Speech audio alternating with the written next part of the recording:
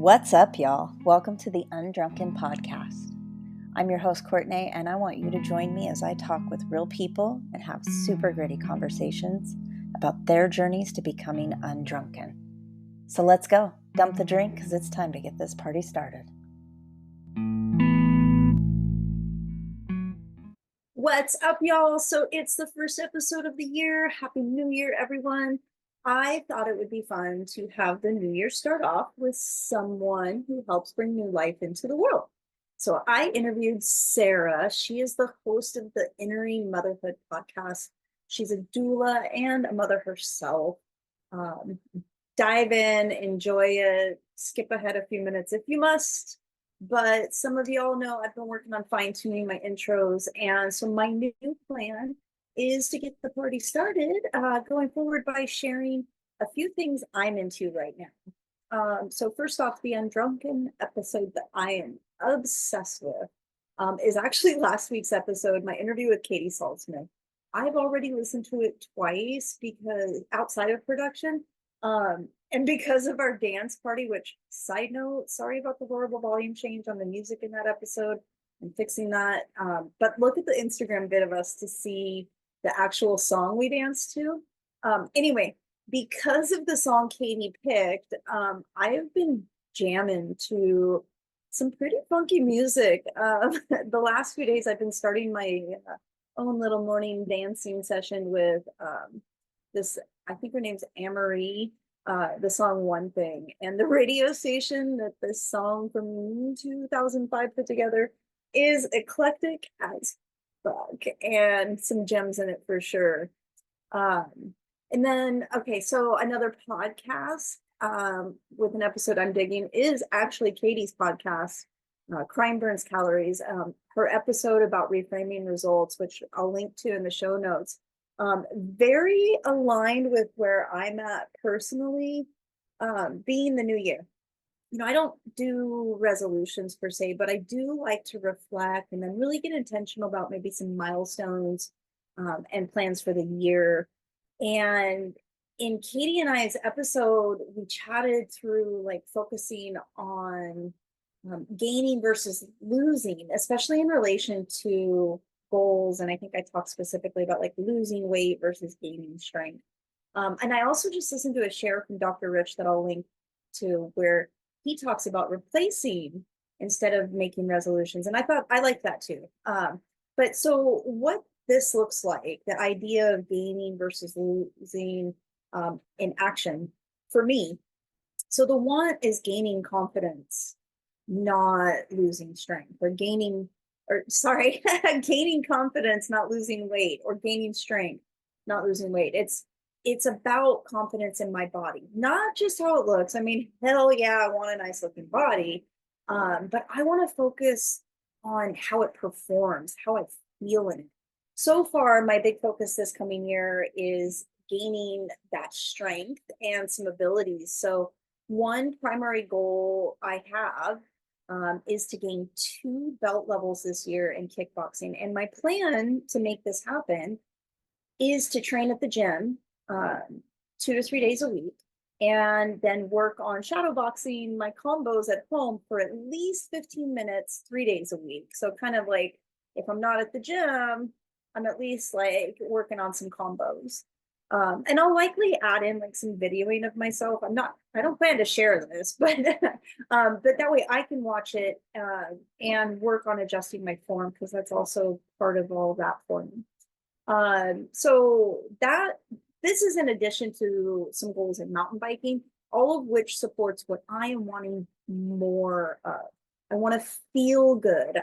It's really important to me to be active for many years to come. It's just a value that I hold very dear. Kind of a long-term goal is I want the free pass that you get when you're super old, still jamming on the mountains. And I find myself, I'm really interested in how feelings affect actions lately. So I'm reading Dopamine Nation right now and learning a lot about like the chemicals our brain releases, like dopamine and serotonin, and how that affects our lives. It's really fascinating to hear the stories interwoven into the more informative writing. I really like the book a lot. Hit me up if you've read it or you're going to. I'll link for it. I will set a link for it in show notes. I've toyed with the idea of like an Undrunken book club. But for now, my plan is just to get a bookshelf on the website, and really have like all the books any guest is recommended on there. Uh, but yeah. So before we jump into the interview, I wanted to close by sharing there's a lot more room in my life these days, without alcohol, for deeper self-reflection. And one of the ways I've noticed that the most lately is like anytime something happens that maybe I feel like I failed, or there's a mistake, or, you know, maybe I slept through, a plan that I had for an early morning, or something like that, and I think often if we pay attention, we find ourselves, I know I do, kind of excusing it or justifying it, and going, oh, it's because this person did this, or it's because this happened. This morning specifically, uh, I went to go to kickboxing, and I got in my car and I didn't have gas. And I knew this yesterday, but I didn't follow through. Right. So I was going to be too late to class to join. It wouldn't have been safe. Um, so whatever the case may be, when we find ourselves going because this person or that person or this happened or that happened, I've been catching myself lately and really pausing and asking, like, where is my responsibility, or how could I have more positively affected this? And I think I've always done this. It just seems easier to do this without alcohol as part of my life. Like everything feels easier. Catching myself, reflecting on it, adjusting and pivoting my actions or habits. I don't know. What do you think? Hit me up, y'all, anytime. I love, love, love, love hearing from you all. And last thing, thank you to everyone for the ratings and the follows. I've been asking for it more lately, and you have been listening, and I really, really appreciate it. It really helps to get the podcast in front of more people. And so to say thank you, if you send me a screenshot of you rating the podcast, giving it some 5 stars, or like, your follows on socials, are great, and to follow it on Spotify or wherever you listen. I want to send you a gift. So I work in promotional products, branded merch, and I have some beanies very similar to the one I'm wearing here, with Undrunken on them, and I would love to gift that to you. For those of you that are deeply engaged in the community that we are building here. So for the rest of January, hit me up, show me your support, and I will grab your deets to hook you up. My goal that I am working on a plan for is to reach 1,000 listeners in the next 60 days. So please, please, please share your favorite episode on your socials, tag Undrunken so I can personally say thank you. And now for the interview with Sarah, I think you're going to really relate to her no matter what gender you are or parenting status you hold. Like I said, she's the host of the Entering Motherhood podcast, but really so much more that she brings to the table. So be sure to check her out, follow her, like her. I got all of her deets there in the show notes. But yeah, we chat a lot about cultural norms in our society around drinking. And then she shares how one night of drinking and a pool accident made her want to be a mom that doesn't have alcohol in her life. So let's get into it. All right, you ready? Yeah, let's Awesome. go. All right, let's jump in. I like to do a little dance before I start. I'll join you. All right, welcome y'all. This is Courtney, and I am here with my friend Sarah. Sarah has an amazing entire thing going on, and I don't even want to say it's just a podcast. Sarah, tell me about Entering Motherhood. Sure. Yeah. So Entering Motherhood started a little bit as, I guess, like a self-reflecting therapeutic journey of explaining like my story, my experience with the process and transition of entering motherhood for the first time. And so my daughter was born August 2019 by an unplanned cesarean. And so that in itself was very shifting and life-changing and awakening to just kind of not only like the medical system, but just my own life experience and journey and everything that came with that. And so it really shifted me to think deeper and go into more of why this had happened, what was happening, why I was having so many feelings about it, and everything like that. And so now, fast forward to 2023, and I had a unmedicated vaginal birth with my son in 22. And I am now a doula. I do doula work. Soon after my daughter was born, I was very interested in the birth community and was already attending my friends' births and things like that.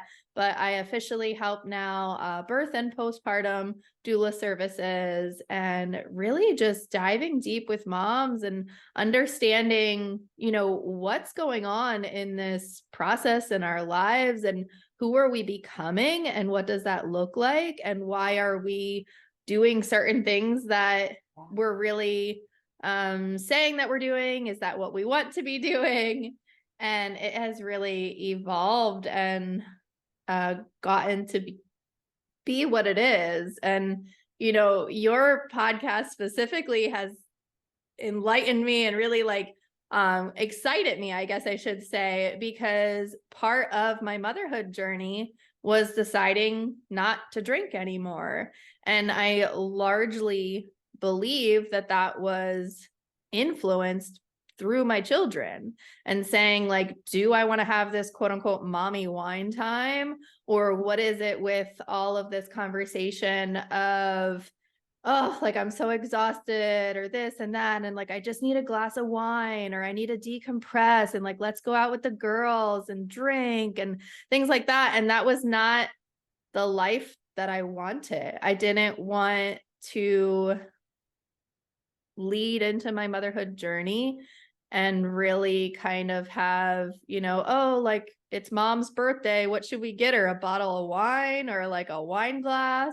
Like I wanted my hobbies and my interest and the way that my kids thought of me to really replicate something more than I felt aligned with. And yeah, we could go into it more and like really get conversation, but it was kind of uncovering and really diving deeper on like, why am I drinking and what does that do for me? And do I want to be participating in those activities, or do I want to really be in that space? And the more I thought about it, the more I said, no, I don't want to. And it really started kind of that like sober, curious mentality. And I wasn't drinking when I was pregnant with either of my kids, or even breastfeeding. It was like very, very minimum. And now it has been a year and a half completely no alcohol, and I don't have any desire to go back. I love that. And I think you hit on so many wonderful things there. So I'm going to try and like keep us, it's easy. I squirrel a lot. Yeah. So a year and a half ago, your son has been born. You have some drinks. What was that experience like? And you said you'd been sober curious. Like, talk to me about that last drink. Yeah. So my son will be 2 in January. And so it was probably, I guess he must have been like 6 months old or a little bit younger. So, and I remember it was my, I guess, 32nd birthday. And, we were like having some friends over, gathering, things like that. And I was just kind of like, I don't really feel like I want to, celebrate my birthday the same way that I've been celebrating, since my 21st, and like having a drink and really like, in that sense. And I said, like, how else, could I celebrate? And like, can I kind of take alcohol out of the equation and still have the same experience and still, celebrate and be, excited for the day and really have all those same emotions. And the truth was I could, and it wasn't the alcohol that was doing it. It was more of the social setting and the way that it was kind of coming together. And I feel like in my life personally, alcohol has been just this thing that you do at holidays or birthdays or celebrations and events. And I don't know how it has entirely come to that in our culture, but I just don't like it anymore. And I really feel like, it's like cake at a birthday party. Like, I think that we can change it and we can shift it. And it doesn't have to be, when you were younger, you weren't drinking, or like, I mean, everybody's in different experiences and such. But my family growing up, like I wasn't doing that as a child. So I just don't know entirely why I was doing it, other than just the cultural, societal, this is what you do when you turn 21. Yeah. Did your parents drink? They did. Well, so my mom actually died when I was very young. So I was 9. Sorry. She was 37. And from what I can remember and like what people have said, if she did drink, it was like very rare and occasionally. Like maybe she would have a glass of wine or something like that, but like she wasn't a drinker. And my dad definitely had been then. I think with my mom passing and his life experiences and stuff, that probably had increased, but I can't remember like back when I was 9 how often he was drinking. I think it was just kind of like, come home from work, have a beer, things like that. Like he wasn't not drinking. I'll say that. You've mentioned a glass of wine numerous times, and you hear about, oh, a glass of wine a day is good for you, which I think is total horseshit. What do you think of that? I question it now, and it's kind of like, well, where is that coming from? Like, what is that research? Like, why are we being fed that?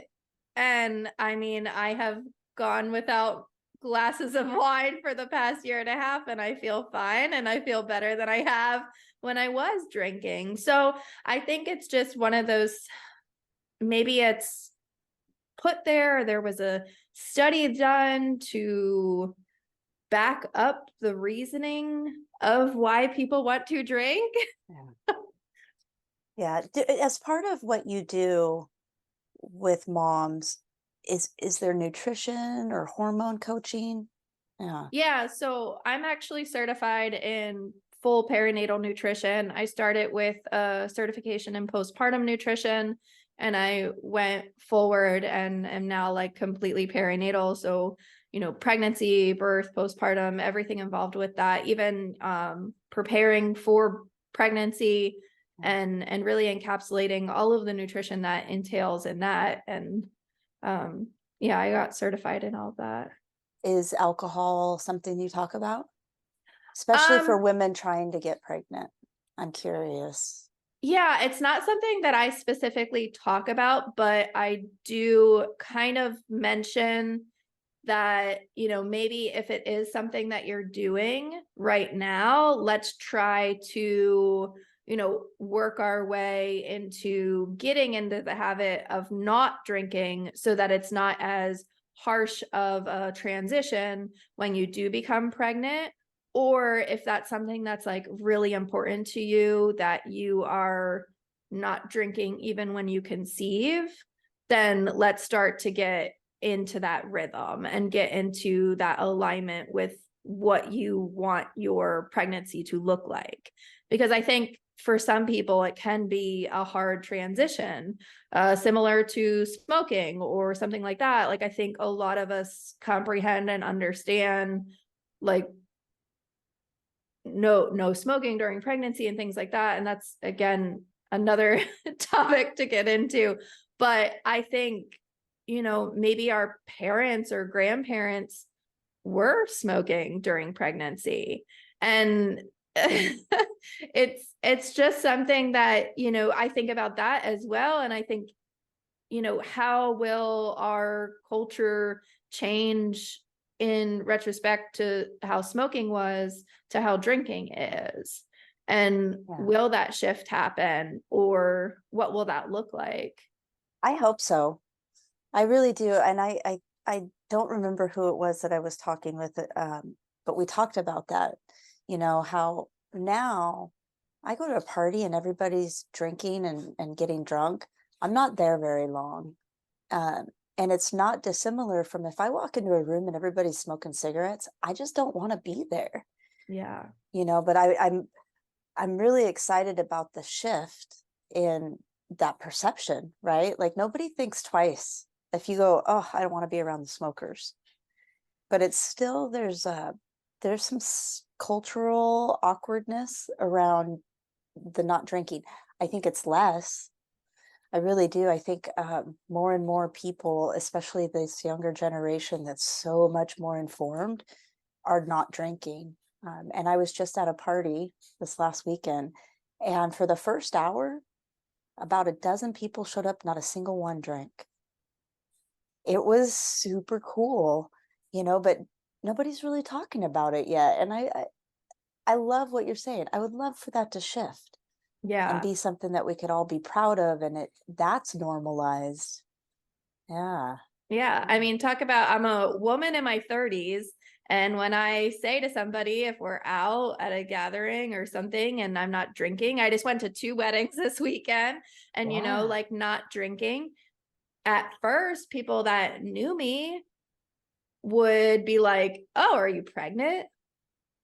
I'm like, no, I'm not pregnant. Like, and then they would kind of like question, well, like, why aren't you drinking? Like, maybe she's just not telling us yet. Like, maybe she wants to keep it a secret. And the fact that me deciding that I do not want to drink automatically shifts people to think that I'm pregnant is just, it's just shocking. Like, if I said, like, oh, I'm not smoking and I was a smoker, they'd be like, wow, like, that's great. What's that journey like? Like, how's that going for you? Like, things like that. But when you say that you're not drinking, it's a shock. And they're just kind of like, well, why? Or, like, I have been out to dinner parties and things like that. And I'll just be like, oh, like, no, like, I'm not getting a drink, or like, no, I don't want to do shots. And like, they'd be like, oh, like, you can't drink? Like, why can't you drink? And I'd be like, no, I don't want to drink. No. It's not that I can't, I can, I just choose not to. And I think that's just like the reactions that I get. Like, some people, they're like, if they're on the similar path or things like that, they're like, oh, me too. Or like, maybe they're like, still in like the stage of like, they're not ready to kind of express that as well. And so like, me being openly about it and saying like I don't, kind of gives them the permission to like follow suit and be like, oh, I don't either. Like, that's so cool. But for people that are very much socially drinking and go out to dinner with people and they need to get a drink and order a drink, I think it's just shocking to them, or they're confused. And so I try to like kind of just have a conversation with them and like have them understand like why I'm choosing not to. And it kind of lowers that, I guess, confusion, but it's still something that's very, I guess, unusual or not typical. Yeah.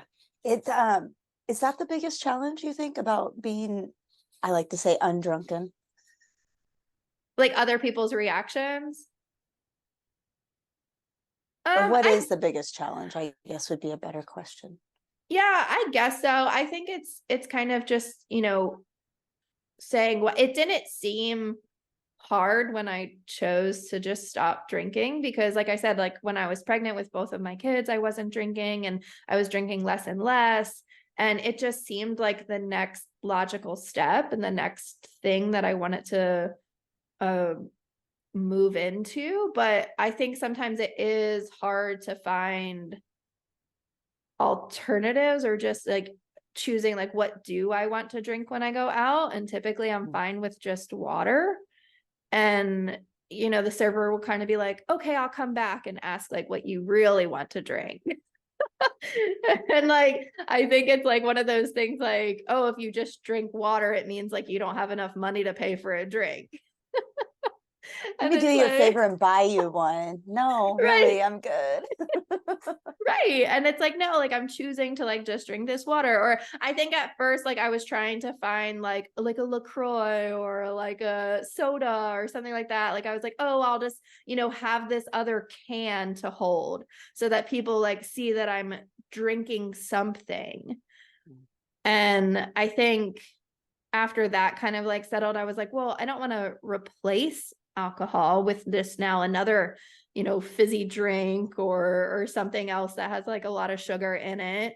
And I think just being comfortable and really, I guess, changing your mindset around what that looks like when you're going out. Cause yeah, it wasn't difficult when I was home.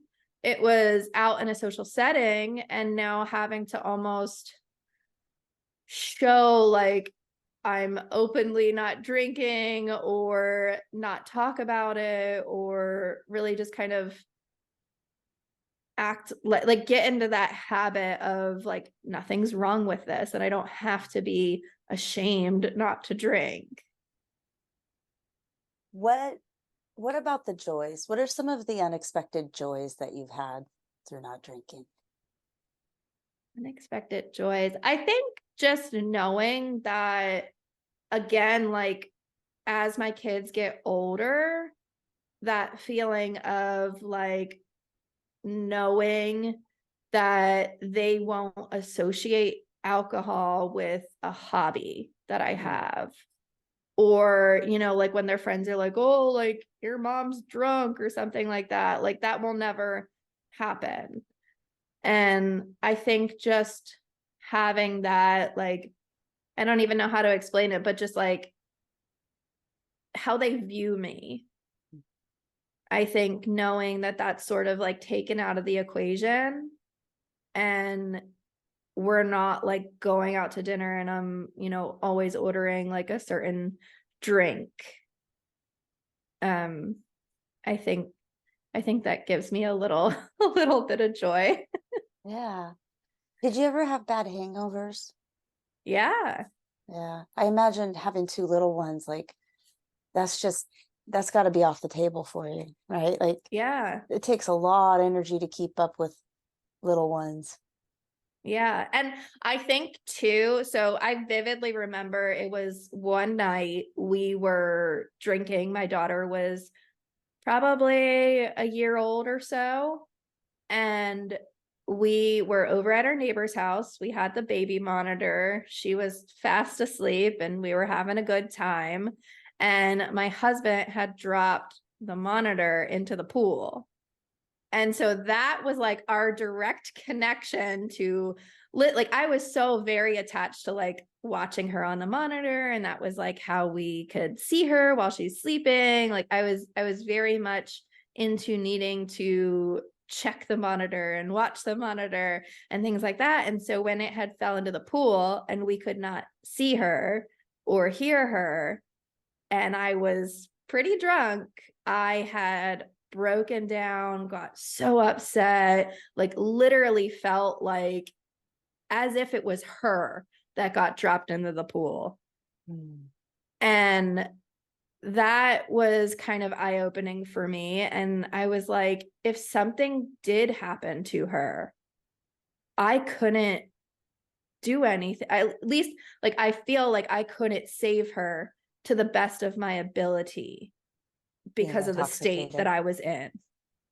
And that was really, I think that is what was like hitting me as well in that moment, that I could not save her in the state that I was in if something actually did happen to her. And while she was safe and sleeping in her bed and nothing was wrong and that night went perfectly fine, that was kind of shocking and a little bit of the start to, do I want to be like this? And do I want to find myself in a situation that I can't help my own children?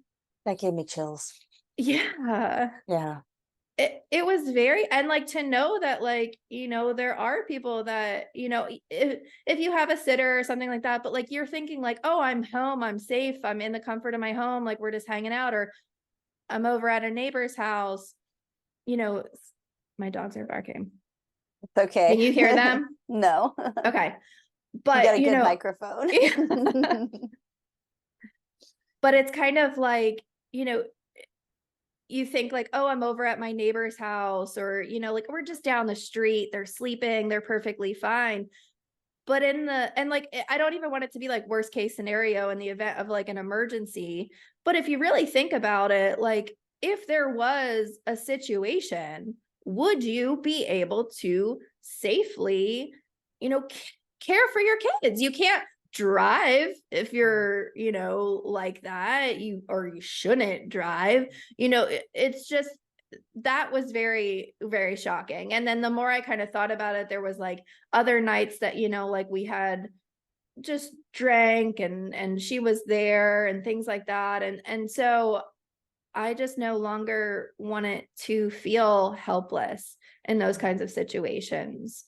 Has And it changed your social gatherings? Like, do you I still go hang out at the neighbors? so I will say that there has been other situations that have transpired that those gatherings do not happen as frequently as they have. All in all, like our neighborhood dynamic has kind of like shifted and changed, but I would not go over there anymore. I still, you know, hang out with friends and they're drinking and things are going on, or, you know, we're out at a brewery and things like that. Like I still very much feel like I can put myself in those situations. Like I said, we were just at 2 weddings. Like I still have fun and I still, you know, am around those people, and they're still very much drinking and having, you know, the time that they want to have. But I have seen a shift in some of my family members slowing down or pulling back from how much they drink as well, because of my like reduction in alcohol. And you know, even my husband, he'll still have a beer occasionally, like things like that, but he's like, well, why am I going to drink if you're not drinking? Ooh, yeah. It's a And level so thing, right? yeah Like you're on separate connections at that point. Yeah. yeah I was just gonna ask you. I was like, so does your husband drink, right? Yeah. yeah. And like I said, I mean, Excuse me. he'll still, you know, have a drink, like when we go out, he'll still, you know, have a beer occasionally, but um we have not had like alcohol in the fridge for a while. Occasionally, like sometimes if we know like family members are coming over, things like that, like he'll go out and buy a case of beer just to have in the fridge, like for them, or to have a drink with them when they come over. But we're not keeping it. We got rid of all of our liquor. We don't have a liquor cabinet, because that was another thing too. Like we were like, well, even if it's locked up, like what happens if the kids get into it? Or there's so many times that like, you know, you hear like, oh, like teenagers like getting into their parents' liquor cabinet, and that's how it all starts. Right. Like it's just, it was like, we don't want to be those parents that are keeping the liquor cabinet. We don't want to be, oh, like, let's go over to the Bilgers. Like they got a whole, you know, lot over there we can tap into and mix it with water or whatever. And we just, you know, we gave it all away or poured it down the drain.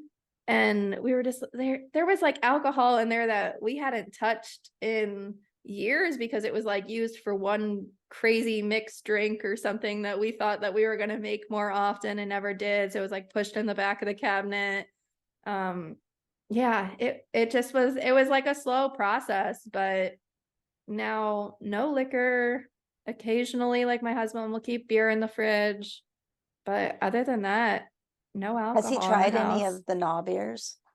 Like any of the non-alcoholic ones? Yeah, he's done like the non-alcoholic beers, and like when I was pregnant, like he was like having some of them, like I would like take some sips of that, but it was also like I didn't want the taste of it. I didn't like, it was like, well, why am I, if I'm not going to drink beer, like I'm not going to drink this. And again, like with the replacement, it was like, why am I trying to replace it? Like if you, again, like going back to smoking, if you were stopping smoking, like I know that there's, different vapes and things and stuff, or maybe like they say, use something to hold in your hand. But eventually I feel like you want to try to get to a point where you're not finding a replacement for it. It's just you're completely eliminating the need to have that extra I guess like substance or And it's alternative. hard, for me, I love the festiveness of it.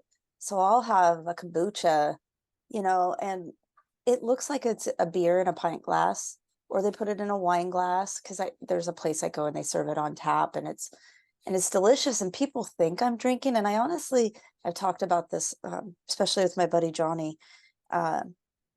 It's almost like hiding, right? I avoid all of those weird questions because people assume that the beverage in my hand is an adult beverage. And so it's just, I'm part of the crowd, I'm part of it. But the replacing, that's definitely something for me, right? Like I do want something special.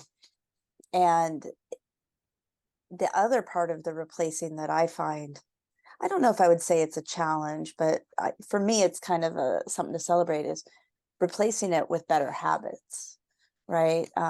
My friend Jim, who's been on the show a couple times, that's when he picked up mountain biking, was when he quit drinking, because he knew he needed to replace that outlet for that energy. Did you find yourself needing to do any of that? Like pick up a new hobby or bring games to parties so that people are entertained? Or Yeah, I mean, at first it was kind of like I'd get myself a Sprite or, like eat the kombucha and things like that.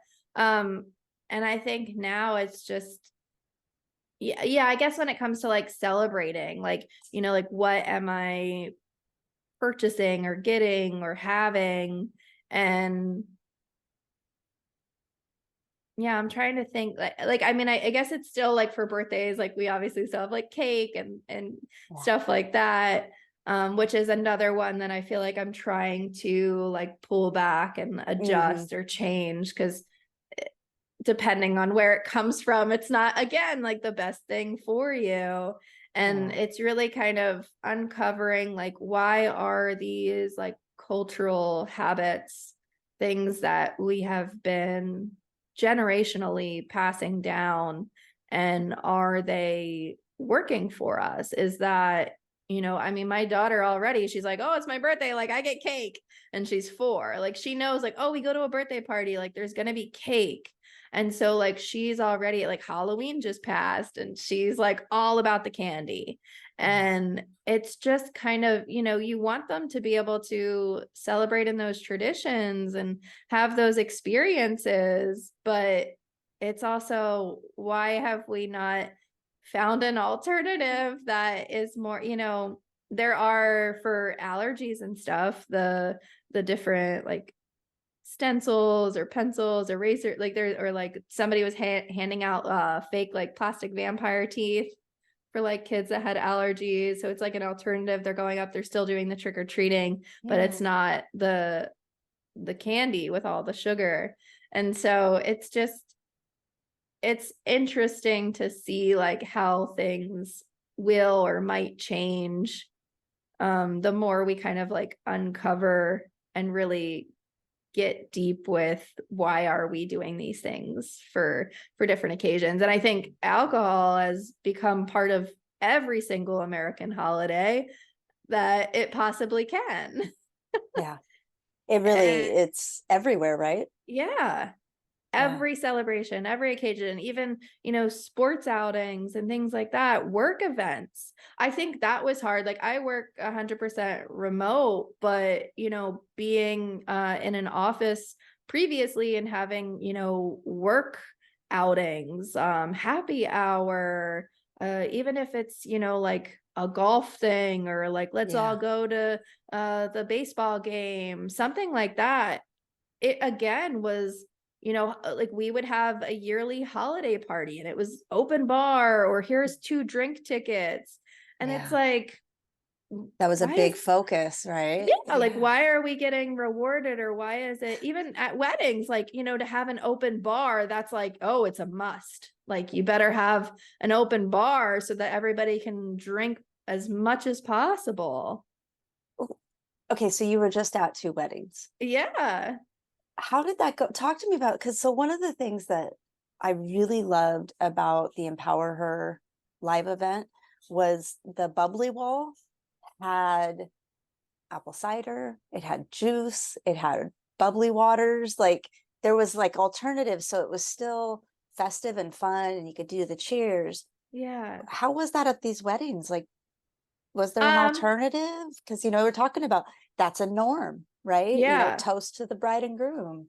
Yeah, I mean, I could have ordered anything from the bar, from water to sodas and things like that. So that was, and it was not served in a different glass because like that happens sometimes, you go up and you ask for a water and you get like an obnoxiously like large glass of water, or it's in like a different colored cup, or it's a plastic cup, something like that. Like no matter what, it was in the same glass that everybody else's drinks were in. The one bartender did say to me, like, this is a wedding, you can't order, like you have to get something alcoholic. And it was a joke, but it was like, you don't know my situation, or you don't know why I'm not ordering an alcoholic beverage. And to say something like that to a complete stranger again goes into our culture around drinking at weddings. The fact that I looked of age and I wasn't ordering an alcoholic drink was right. It was kind of like, oh, this is an opportunity for me to make a joke as a bartender. When And really he's shocked that somebody's at a wedding not drinking. not drinking. And I always wonder about when people are uncomfortable with you not drinking, what does that actually mean for them? Are they actually uncomfortable with their drinking? And I've talked about this with a handful of people. Like, does it make them question themselves? Is that why there's that weird peer pressure kind of thing? Yeah. Yeah. Yeah. And I think it's just, we have been ingrained to question it if you're not drinking. Was it hard at all to dump the drink? Hard? No. I think because like if it was any other time in my past, yes. And I think that there had been times, even when I was pregnant with our daughter, our first, it was kind of like tempting. And I even remember like right after she was born, we were like super excited to like pop some champagne and toast. And I had a cesarean, and so I was recommended that I was not allowed to have any carbonated beverage. And so I remember being upset, or like at least like a little bummed out that I wasn't able to have my glass of champagne after my daughter was born because I had waited so long to have that glass. And thinking back to that now, like I said, like when I actually chose to, like since I haven't, it hasn't been hard. But if I would have had to make that decision before, yeah, because it was so ingrained in my lifestyle. It was just something that was a part of me. And even still, like some family members, like it's like I think they get it now and they understand it now, but like it was shocking to them because they were like, Sarah, not drink? What is this? And when we were pregnant with our first, I remember like hiding it. And I was like, if I go, because we got pregnant in November. And so that December, we had gone up to Pennsylvania to go be with family for Christmas. And I was like, if I'm not drinking, like it's going to be so obvious. They're going to know. Like me not drinking would be a huge red flag with my first. And so we actually, like me and my husband did like a swap. So he actually was like double drinking and I was pretending to drink. So like we would get beers and we were sitting in the basement, like wrapping gifts and hanging out and things like that. And I would put the bottle up to my lips and pretend to take a sip, and I would put it down, and we put our drinks right next to each other, and he would like swap and like pick the other one that he hadn't been drinking and slowly be drinking. Well, I say slowly, but I mean, he had to like act as if like both drinks were being drunk. And Wow. I was like, oh yeah, like I'll have another one. And here he is like drinking all of the beers for us that night. And we did that. We went out, what's it called? Like a bar crawl. And I just put like a bottle in my hand and like always made it look like I was drinking so that nobody would raise any questions and that nobody would say like, hey, like, why are you having a water? Or why? Because like I would crack instantly. Like if somebody was like, oh, you're not drinking? What, are you pregnant? I'd be like, oh. Yeah. So we just, faked it and sort of like shrugged it off until we were ready to like tell people. Yeah. But yeah, 100%. Like the day I turned 21, like it was like, yeah, Sarah's drinking. Like, why would she not? Were there any resources that helped, like books or podcasts, like any knowledge that made it easier for you? I think a lot of like Instagram accounts that were kind of talking about like the sober curious or like showing different mocktails or things like that. And I definitely think both of my pregnancies, not drinking sort of helped cut the habit as it was. So, I mean, for the past 5 years, I've barely been drinking as it is. And so it was just sort of like a transition. That's you heard it here, folks. You want to give up drinking, just go get pregnant. Just go get pregnant. Make it all easy. Motivation in itself. What is one lesson that alcohol's taught you that you would want to share? That it has taught me? Mm-hmm. I think just it has really sparked my curiosity in why we do things at a very front and displayable level. I think it's really kind of shown me that we can do things differently and that we can ask ourselves, like, why are we doing this? And is it what we want to be doing? That's good. That's good. What would you say to your younger self or your daughter? What will you say to her about alcohol? I think it's a decision that everybody has to make. I think if you kind of say it or put it, like if I, told my younger self, like, hey, you can't drink or don't drink or you shouldn't do this. Do you really want to do this? I think when you're pushing it on somebody in that sense, they don't feel empowered to want to make the decision. And I think sometimes it can push them to want to drink more.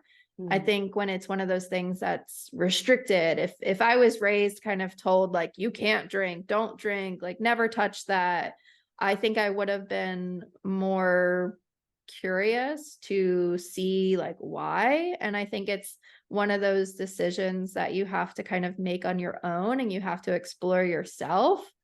There are people that never drink in their life, and that's a decision that they have made. And I think for me, it was something that, again, like I had to go through the journey that I went through to be so, I think, like strongly compelled to not want to drink. Yeah. It's a tricky one. I have young nieces that I would love to just be like, just don't do it. And I'm like, that's just going to send them right down the street to doing it. Yeah, absolutely. What's your favorite thing about being undrunken? I think the fact that I proved to myself that I can still have fun and I can still be in social settings and I can still open up. And, before it was kind of like, oh, I gotta, have that glass of whatever it may be to really open up and express myself or feel comfortable around other people at a party. And I think knowing now that I can do those things and it doesn't require alcohol is really eye-opening and empowering. But I was going to parties, I was doing things, and I was already drinking. That was already part of the habit. So I felt like I needed that drink to go to the party, but I never went to the party without the drink. Is that something that you do now what is something that you do now that is typically associated with needing a drink? Like, what would other people say is like? For example, for me, like I had this goal in my mid-20s. I wanted to sing karaoke sober 3 times in a year. And that was a big deal because like I was very much associated with drinking. I was a party girl. Like I still am, just I'm not sloshed when I'm doing it. So something like that, like something that most people would need a little liquid courage for. I think, it's like with my mom friends and stuff like that, like a lot of them be like, how do you do it without a glass of wine? Or how do you do it without getting, needing to get drunk? Or, how do you relieve your stress? How do you do it all without what? You don't drink? I think that's still, I don't know if it's kind of like jokingly or just the way it's presented, but I'm like, I do it perfectly fine. Like, well, I wake up. right. Yeah. Is it big in the mommy culture? I think so. I think it's still very much, it's either, you're seen as this, sober mom who is holy and pure and you don't drink and things like that, or you're a drinker. And even, for Halloween, we were walking around the neighborhood and one of our neighbors were handing out, he had a crock pot of some sort of alcoholic. He's like, adults only, like this is adult drink. It was like some sort of cider. And there was 3 women that ran over kids with candy. They were like, what? Fill my cup up. And I was just like, no, I don't want to be fawning over free alcohol or just super excited because somebody bought me a shot. It's just, if that's what you want to do, that's you. But to see it from an outside perspective now and to know that that was me. If I saw somebody giving out free alcohol, let's say we're going trick-or-treating and there was a I don't even know, some sort of bottle, even a beer, they had a basket of beer or something for the parents, I'd be right there. I'd be like, what? This house is handing out beer? That's awesome. This is the coolest house ever. Trick-or-treating just got better. Yeah, we gotta be friends. And I think that's what's sort of shifted and changed. It's been a little bit harder to find mom friends that aren't wanting to just let have our kids run around the backyard and we're all gonna sit on the porch and drink. Or let's have them do whatever and we're just gonna sit here and drink. I think it's been a little bit harder to find friends that are okay with me not drinking and they understand I can still be cool, I can still be fun. Right, don't judge me. Right, yeah. And so it's hard when they're oh, let's go out for a girls' night out, and then it's maybe they don't want to invite me because I don't drink, and I'm like, you can still invite me. I just won't have a drink. Right. I can still go out. I can still do those things, even though I don't drink. Or like they feel a little bit, maybe they don't want me there because like they can't drink and feel, I don't know. I don't Because know they if it's feel like, uncomfortable. right. Like then they feel like they're being judged. And I'm like, I'm not, no, like you do what you want to do. Yeah. I don't judge anybody for drinking. Like even those women that like came running over, like I was kind of like, I don't want to be that, but I'm not judging them. I don't, if there's people completely drunk out at a bar, like sometimes I think it's funny, but like I'm not judging them. I'm not like, oh, like I can't believe that like they drink. Oh, you Yeah. mongrels. But Are you ever tempted? I don't think so. I think it's more like the flavors or something like that. Like if I wanted like something fancy or like something smells good. Like at the wedding there was like champagne and stuff, and so I sniffed it a little bit and I was like, oh, it smells like it would be good. Yeah. And so like I do sort of like miss like the sweetness of like a nice champagne or something like that, but I'm never like, I guess, tempted to want to stop in order to like have that. Yeah. It's just, it's hard when like you've done it for so much of your life. like like half our lives, right? Like Yeah. some of Yeah. us start really early. And it's interesting because I think, you don't have to detox from cigarettes necessarily. Like there's not a danger like, oh, you're going to die when you quit smoking, but alcohol, you can die from detoxing from alcohol. Like that's insane to me. Have you And the gotten fact that it's sick? so what have I gotten Oh, sick? I was gonna just say like the fact that it's so normalized to drink, and that is such a big thing, yeah. Yeah. is crazy. No, I was going to ask if you've gotten sick, because to me, the first flu I got after I quit drinking, like I've had many breaks, but this was the first time like I considered myself a non-drinker, and I got the flu and I was like, I feel like dog shit. And I can't believe I used to do this to myself on purpose. Like hands down, do not miss the hangovers at all. Like that used to take up weekends just recovering from a Friday night, out with my girlfriends. Yeah.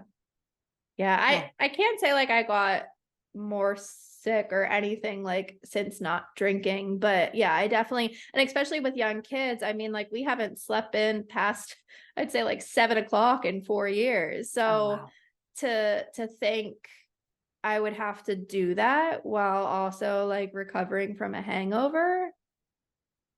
I obviously have, like when my daughter was young, we were drinking. Yeah. And it's just, it's difficult. You don't want to be like on the couch, exhausted, like hoping that like everybody just turns the lights off and you can cuddle up with a blanket.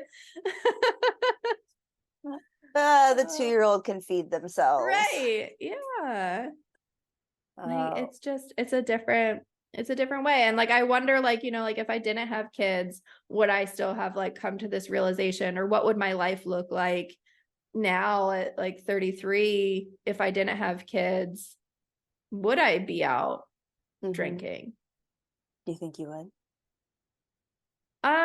Yeah, it's difficult to say. I mean, I hope that I would have like come to this realization because I feel so much better and I really enjoy life from this perspective, but I don't know.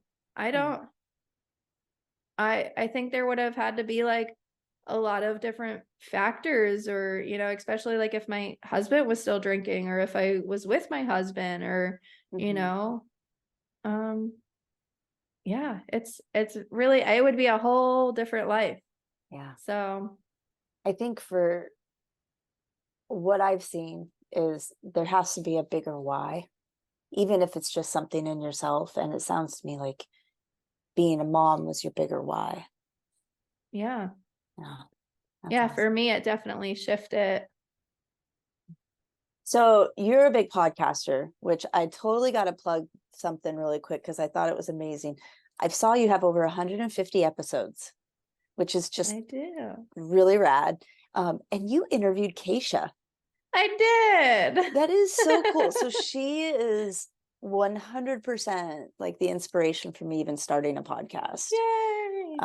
And so I just love that you got that opportunity. And I think that's so rad. I mean, 150 episodes, I'm like over here celebrating 20. Yeah. Like, oh, I've got, I'm scheduled out through the end of the year. Oh my gosh. So being such a longtime podcaster, what is one question you wished I'd asked? Oh, that's good. I don't know. It's just like it's so tricky because like I really enjoy like these kind of like raw conversations. Like you don't know like what's gonna come up, like what's gonna happen, like things like that. I think it's really kind of like you like discovering like what you want to have your shows be like and really kind of lay that out. And I think it's just like maybe like something that you would be scared to ask or like think that it's not that big of a question. And it could really actually be like a deeper question. Yeah. Yeah. I'm gonna ping you for a follow-up on that for some suggestions because that's pretty juicy right there. Yeah. I like that. I think a lot of the times too, like I have recorded episodes and then we kind of like stop recording and then I'll be like, oh, like I actually wanted to ask you this, but I was unsure like how you would respond. And because we were recording, blah, blah, blah. Like, and so like then they answer and I'm like, oh, I should have recorded that. So it's like I've learned to kind of just eat like how, you expressed in the beginning, like if there's anything, that we discussed that's like not willing to share, like, we get a little bit deep, like things like that. And I think just being like open and honest with them, like giving them that floor space to like be open and vulnerable, but also know that this isn't live. This is able to be, cut and edited and we can have like real raw like conversations because that is like some people that I've talked to or chatted with. I was like, like I should have asked this, but like I was either like too nervous to or too afraid to. So I hope like being a guest, I never like have people like feel, I guess, nervous or like afraid to ask questions because I do feel was a like little nervous interviewing you because when I was like poking around, I was like, Entering Motherhood. I know I talked to this gal.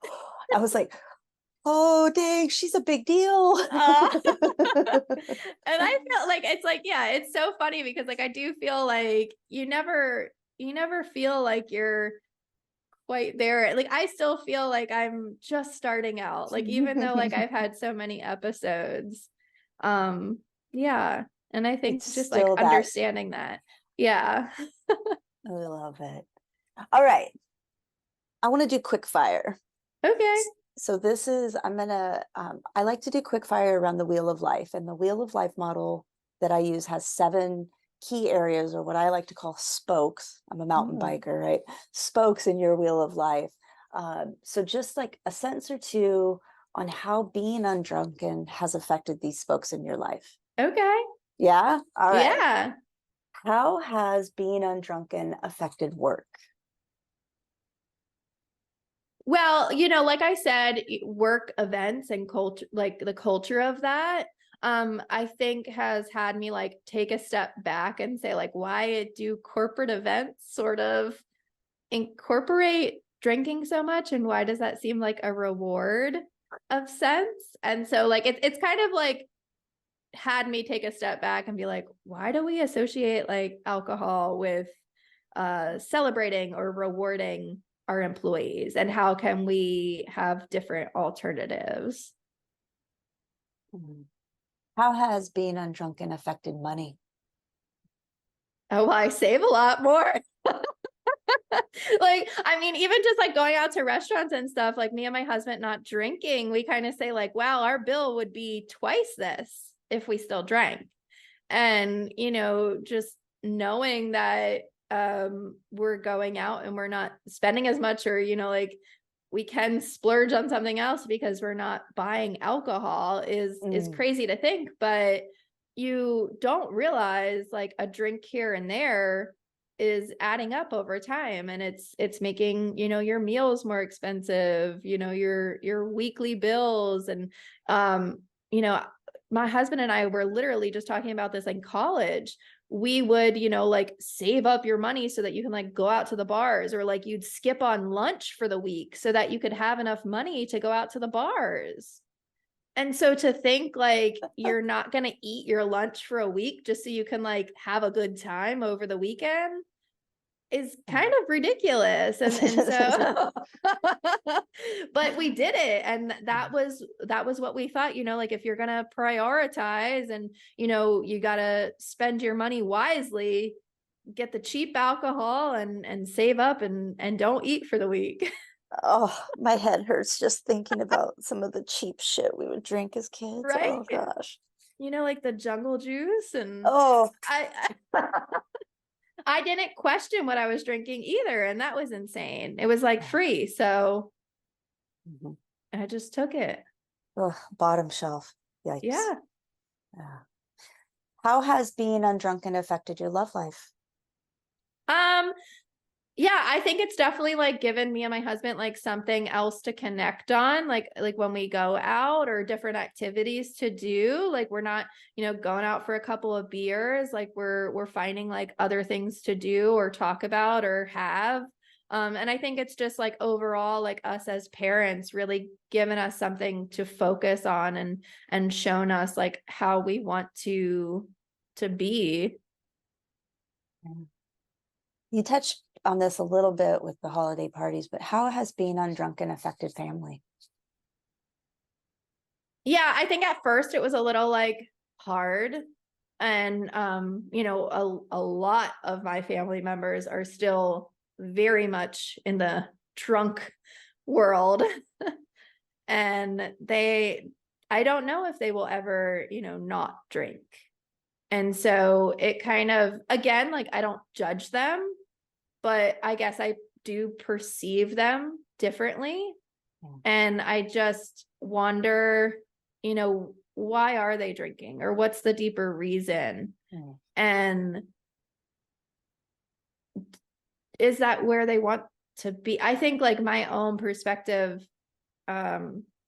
really makes me put that perspective on them, which I know like I shouldn't do. Like it's their choice and it's what they want to do, but it's just sort of, I don't want to say like changed relationships, but with some family members that I would occasionally like, get pretty drunk with and hang out with and do some dumb stuff with, that's not happening anymore because I'm not I'm not going there. I'm not doing those things. Like I can still hang out with them. I can still do things with them. We can still, do dumb stuff together, but it's not on the level of what I was doing when I was drinking. That's good stuff there. How has being undrunken affected spirituality? Oh, yeah, I think it's caused me to really think a lot more. I think right now I get very deep with like, what is life? And like, what are we being like told or taught and stuff like that. And I think alcohol has a ability to dim your spirituality, in my opinion. I don't think it heightens it at all. I think it kind of makes you more disconnected from who you truly are.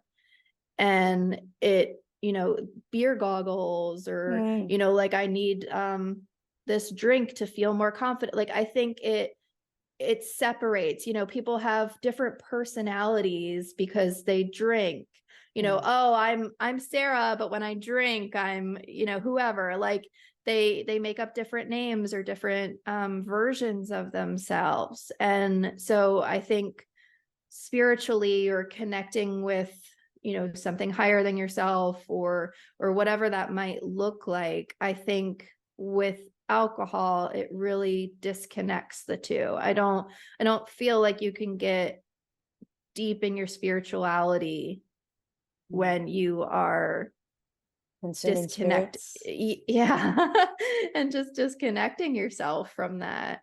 Yeah. How has being undrunken affected friends? Again, it's been, like I said, like I have my friends that I've had, before I was drinking, and I don't think that any friends necessarily like I'm not friends with anymore because like I have stopped drinking.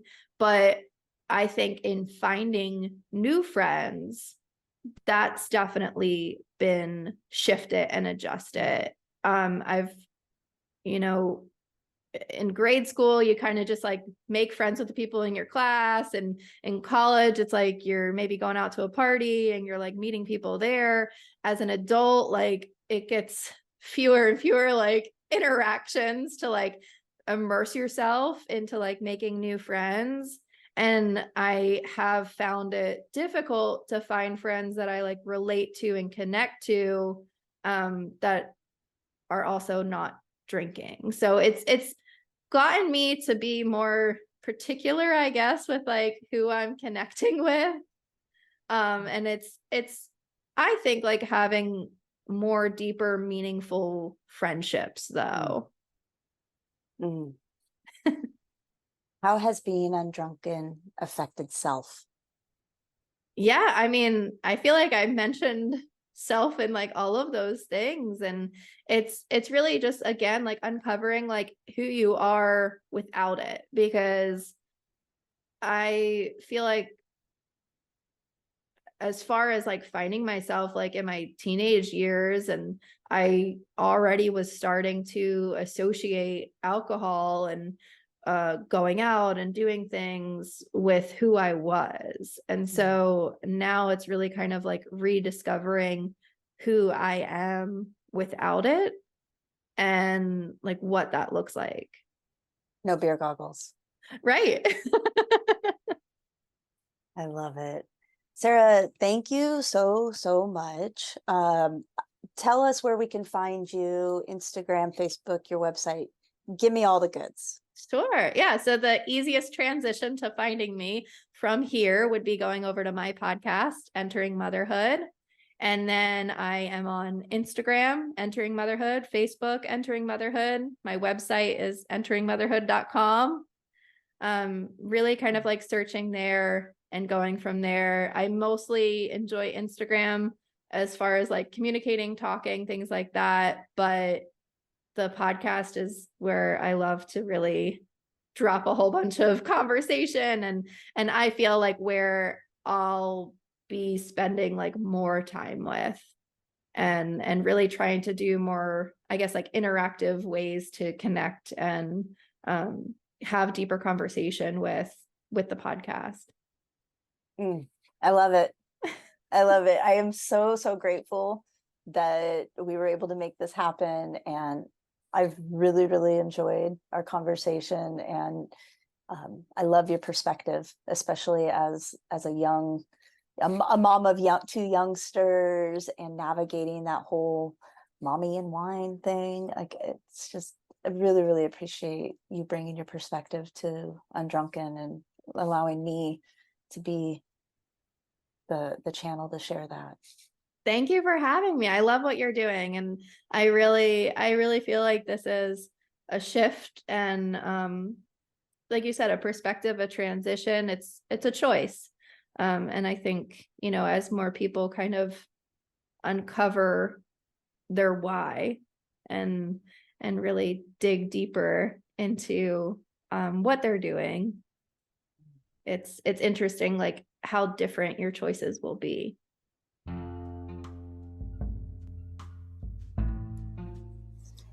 Thank you so much for joining me. I look forward to sharing more with you as we continue to explore being undrunken together with friends. I hope the Undrunken Podcast is helpful and inspiring to all of you out there. So if you liked this episode, please send it to a friend and help share these stories with more people.